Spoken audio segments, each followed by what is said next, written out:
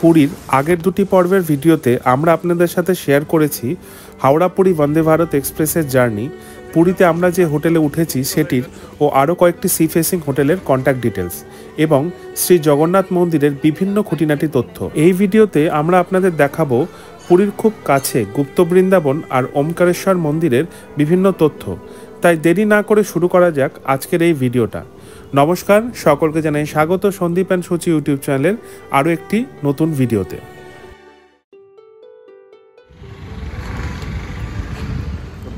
Good morning from পুরীর beach. এখন বাজে 5:45 আর আজকে এখন আমরা চলে এসেছি বিচের ধারে।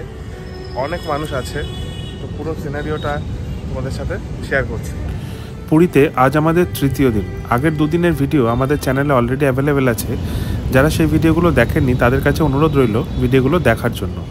আমি আজকে 5টার থেকে অ্যালার্ম লাগিয়ে ওকে টেনে টেনে ঘুম থেকে তুলেছি। আমার বাবা মাকেও তুলেছি, আমার বাবা মা আর আসতে পারিনি। এত সুন্দর লাগছে পুরী সি বিচটা, পুরো আলাদা। পুরী হোক বা দীঘা, আমাদের দুজনেরই খুব পছন্দ ভোরবেলার সমুদ্র। ভোরবেলায় যখন প্রথম সূর্যের আলো জলের ওপর পড়ে, সে এক অপূর্ব মুহূর্তের সৃষ্টি করে। আর সমুদ্র সৈকতও তখনও বেশ কিছুটা ফাঁকা থাকে। আজ আমরা যখন বিচে গিয়েছি, ঘড়িতে তখন বাজে 6টা। একদম ভোরবেলা না হলেও সূর্য তখনও পুরোপুরি ওঠেনি, আর আকাশে আছে অল্প কিছু মেঘ, যার জন্য সূর্য উঠলেও তা রয়ে গিয়েছে মেঘের আড়ালে।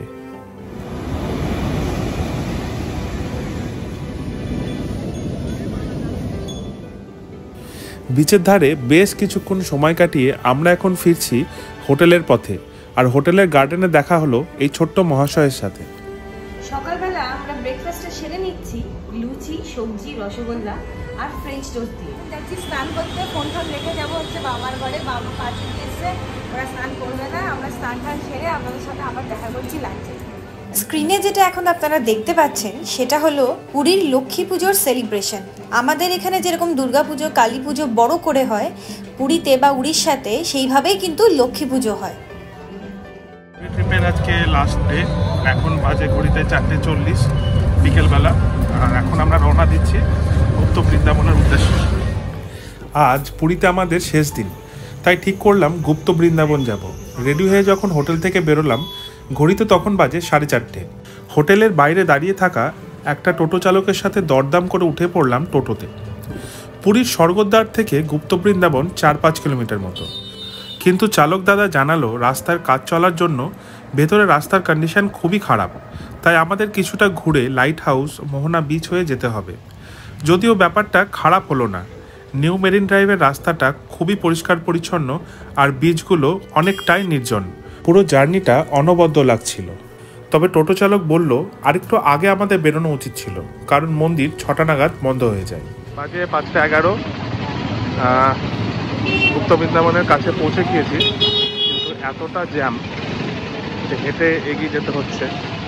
রাস্তার দুধার দিয়ে প্রচুর গাড়ি। আর যেখানে নেমেছি সেখান থেকে মন্দিরের ডিস্টেন্স অ্যারাউন্ড 500 মিটার মতো। মন্দিরের কাছাকাছি পৌঁছে দেখি শয়ে গাড়ি ওখানে এখনো দাঁড়িয়ে আছে। না মন্দিরের দিকে এগোতে পারছে, না মন্দির থেকে বেরোতে পারছে। তাই অগত্যা মন্দির থেকে প্রায় 500 মিটার আগে নেমেই মন্দিরের উদ্দেশ্যে হাঁটা শুরু করলাম। যাচ্ছি গুপ্ত বৃন্দাবন। রাস্তা হচ্ছে গুপ্ত হয়ে গেছে, ঝাড় জঙ্গল দিয়ে বেরিয়ে। আর গুপ্ত নেই, বিশাল ভাবে লোকে দিলে গেছে। টোটোর ভিড়, মানুষের ভিড়। ইভেন আমরা ওই গাছের সাইড দিয়ে গাড়ি মনে হচ্ছে জঙ্গল দিয়ে বেরোচ্ছি, এইভাবে বেরিয়ে এখানে এসেছি। রাস্তায় জেনারেলি গাড়ি দাঁড়িয়ে থাকতে দেখেছি, গাড়ির জ্যাম হতে দেখেছি। আজ প্রথম মানুষের জ্যাম দেখলাম, যেখানে গাড়িও দাঁড়িয়ে আছে, মানুষও দাঁড়িয়ে আছে। চালকের ফোন নাম্বার আমরা নিয়ে নিয়েছিলাম, যাতে ফেরার সময় খুঁজে পেতে সুবিধা হয়। জুতো নিজেদের গাড়িতে রাখতে পারেন, অথবা এই যেখানে একটা কাউন্টার আছে, যেখানে প্রত্যেকটা জুতো সেটের জন্য 5 টাকা করে নেওয়া হয়। আমাদের দুজনের জন্য 10 টাকা। ঘুরে দেখুন আমাদের সাথে গুপ্ত বৃন্দাবন। এই মন্দিরের আসল নাম শ্রী গৌর বিহার আশ্রম, তবে পুরীতে গুপ্ত বৃন্দাবন বা মাতামঠ নামেই বেশি পরিচিত। মন্দিরের প্রবেশ মূল্য জনপ্রতি 10 টাকা করে। সময় সকাল 7টা থেকে দুপুর 12:30 আর দুপুর 3টে থেকে বিকেল 5টা। ঢুকতেই আপনারা দেখতে পাবেন জগন্নাথ দেবের বিশাল এক মূর্তি। এরপরে আমরা প্রবেশ করব এবং ভেতরে একে একে দেবদেবীর মূর্তিগুলো এবং মন্দিরগুলো দর্শন করব। এই আশ্রমের বর্তমান রূপ দিয়েছেন মহান্ত সুবলচরণ দাস। প্রথমেই আমরা প্রবেশ করলাম রাধা কৃষ্ণের মন্দিরে। খুব সুন্দরভাবে সাজানো মন্দিরটি আর প্রচুর ভক্তদের সমাগম। আর এখন স্ক্রিনে আপনারা দেখতে পাচ্ছেন মন্দিরে রাধা কৃষ্ণের মূর্তিটি। মন্দিরটার চারপাশ দিয়ে কি সুন্দরভাবে সাজানো, আর শ্রীকৃষ্ণের যে লীলাগুলো সেই লীলাগুলো ছবির মাধ্যমে এখানে ফুটিয়ে তোলা হয়েছে। অপূর্ব, খুব সুন্দর জায়গাটা। গুপ্ত বৃন্দাবন পুরোটাই বিভিন্ন গাছগাছালি দিয়ে আর ঠাকুরের মূর্তি দিয়ে সাজানো। আর যেহেতু পুরো মন্দিরটা এত গাছপালা দিয়ে সাজানো, তাই এখানে একটু আলো ছায়া ব্যাপারটা রয়েছে। তাই মন্দিরটা যদি খুব ভালো করে ঘুরে দেখতে চান তাহলে সকাল দুপুরের দিকে আসবেন, না হলে আমরা যেরকম বিকেলবেলার দিকে এসে দেখছি প্রায় অন্ধকার অন্ধকার হয়ে এসেছে, সেক্ষেত্রে ফ্ল্যাশ লাইট জ্বালিয়ে কিন্তু আমাদেরকে দেখতে হচ্ছে।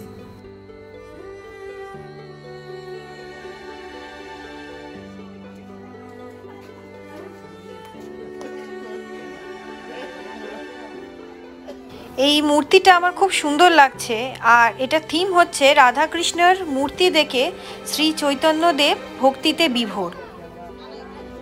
এরপর স্ক্রিনে আপনারা দেখতে পাবেন বজরংবলীর বড় মূর্তি, আর ঠিক তার সামনেই রামচন্দ্র।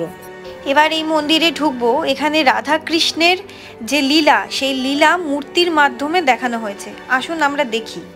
রাধা কৃষ্ণের রাসলীলার পুরো চিত্রায়ন করা হয়েছে এখানে মূর্তির মাধ্যমে। খুবই সুন্দর জায়গাটা, এখানে না আসলে সত্যি মিস হতো। এখানে সারিবদ্ধভাবে অনেক জগন্নাথ দেবের মূর্তি রয়েছে, দেখুন আপনারা দেখতে পাবেন, খুব সুন্দর। বাহ, দারুণ লাগছে। গুপ্ত বৃন্দাবন থেকে বেরিয়ে আমরা এখন চলে এসেছি পুরীর ওমকারেশ্বর টেম্পলে। এই মন্দিরের অধিষ্ঠাত্রী দেবতা হলেন ভগবান শিব। মন্দিরের প্রবেশ পথেই ডান হাতে দেখতে পারবেন বিশাল নন্দী মূর্তি, আর একটু এগুলেই আপনারা দেখতে পেয়ে যাবেন তপস্যারত অবস্থায় ভগবান শিবের বিশাল আকৃতির এক মূর্তি। সকাল 6টা থেকে রাত 9টা পর্যন্ত এই মন্দির খোলা থাকে, আর এখানে কোনো প্রবেশ মূল্য নেই। আসুন মন্দিরটি একটু ঘুরে দেখি।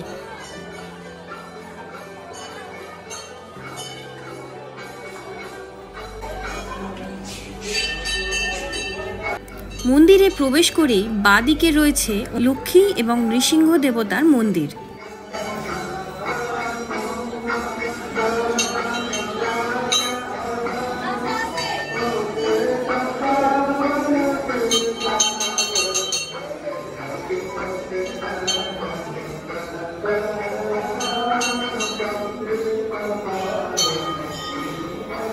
এখন আপনারা দেখছেন মহালক্ষ্মীর মূর্তি।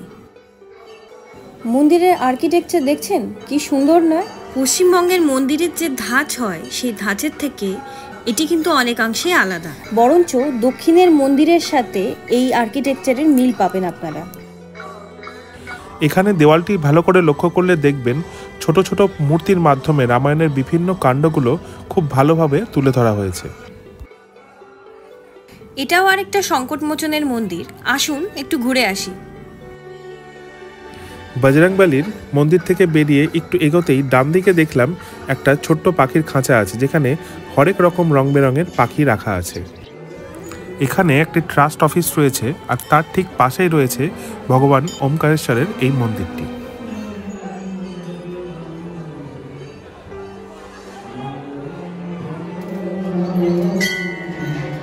মন্দির থেকে বেরিয়ে আমরা দেখতে পেলাম ঝুলন যাত্রার একটি দৃশ্য, যেখানে রাধা কৃষ্ণ দোলনায় বসে দোল খাচ্ছেন। ওমকারেশ্বর টেম্পলে এসেছিলাম, প্রসাদ বিতরণী যখন হচ্ছিল তখন আমরা সবাই ঢুকছি। তো ন্যাচারালি প্রসাদ শেষ হয়ে গেছে, কিন্তু প্রসাদ কণিকা মাত্র ঠাকুরের আশীর্বাদ পেয়ে দিয়েছি। আরেকটু এগোলেই আপনারা দেখতে পাবেন এই কালচক্রটি। এরপর চোখে পড়ল শ্রী চৈতন্য দেবের এই মূর্তিটি। এখানেও কিন্তু রয়েছে জগন্নাথ দেবের একটি ছোট্ট মন্দির। বাঁদিকে সন্তোষী মায়ের মন্দিরকে রেখে এখন আমরা প্রবেশ করতে চলেছি মহাদেবের 108টি জ্যোতির্লিঙ্গ দেখতে।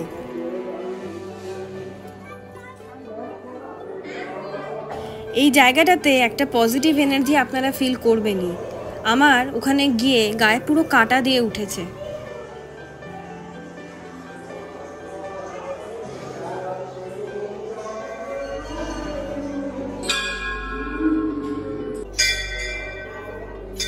ওখান থেকে বেরিয়েই রয়েছে আরেকটি জগন্নাথ দেবের মন্দির। এরপর আমরা প্রবেশ করব শিব পার্বতীর মন্দিরে।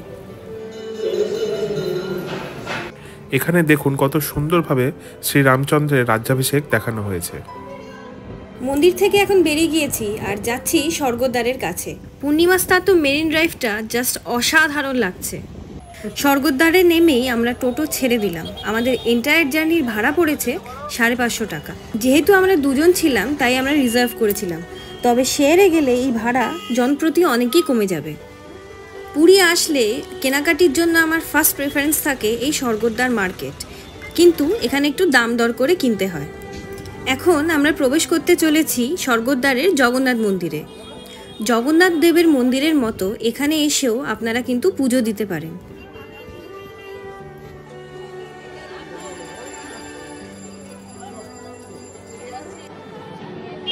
ঘোরাঘুরির পরও আমাদের এনার্জিতে কোনো ভাটা পড়েনি। আমরা সব ঘুরে এখন এসেছি স্বর্গদ্বারে। আওয়াজ শুনতে পাচ্ছি, এটা হচ্ছে পুরীর আমেজ, যেটা পুরীর আমেজ, যেটা পেতে গেলে শুধু পুরী থেকে আসতে হয়। অনেকক্ষণ ঘোরাঘুরির পর আমরা ফিরে এলাম হোটেলে। তাড়াতাড়ি ডিনার করে নেব, কারণ কাল আমাদের কলকাতায় ফেরার পালা। আশা করি এই ভিডিওটা আপনাদের ভালো লেগেছে। যদি ভালো লেগে থাকে অবশ্যই একটা লাইক করবেন, সাবস্ক্রাইব করবেন আমাদের চ্যানেলটায় নতুন থাকলে। পরবর্তী ভিডিও নিয়ে আবার দেখা হবে। আমাদের পরের ভিডিওতে থাকবে পুরী হাওড়া শতাব্দী এক্সপ্রেস করে কলকাতায় ফেরার জার্নিটা।